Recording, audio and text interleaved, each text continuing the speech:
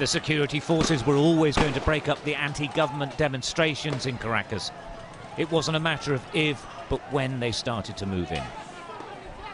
But the crowds weren't cowed, and they fought back. They dragged anything they could to protect themselves from rubber bullets. Clouds of tear gas filled the air as volley after volley were fired into the protesters. Well, as the riot violence has started, we sort of expected it. There's tear gas being fired into the air. They're dragging anything they can find on the streets to create barricades. They're smashing up the road now, getting their weapons to throw. The National Guard around the corner from here is being tear gas fired. These people have had enough. I think it was inevitable that this would happen, but this is going to get violent. Well, it already is. There's been people being killed, and this is going to be chaotic. It's very difficult to see now because of the tear gas. And after a peaceful rally, it's now descended into street fighting. The crowd swayed backwards and forwards as the police repositioned themselves, making charges towards the protesters, causing near stampedes amongst the thousands attempting to hold their ground but trying to escape the choking gas. Fires were started in the middle of the city streets, scaffolding and signposts ripped down to use as weapons. Brandishing some of the missiles fired at the protesters, this young man says he's fighting for his country. Then the police charge again.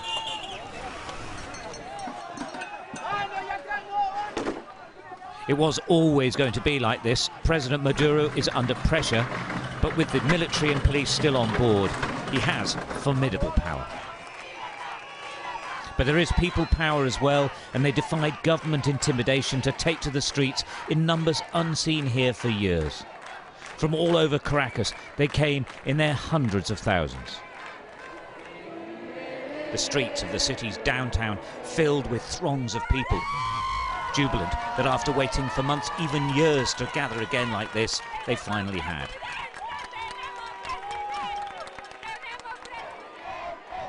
Then, unexpectedly, they heard that the opposition leader, Juan Guaido, had for the first time openly declared himself interim president. And then he appeared, sending the crowds into ecstasy. The 35-year-old's leadership of the opposition to the country's nominal leader, Nicolas Maduro, has galvanized the people of Venezuela. And he has the common touch, stopping to help a lady who had fallen over, picking her up and giving her a kiss on the cheeks. She seemed almost overwhelmed. There's now two presidents. Y ahora hay entonces dos presidentes. No.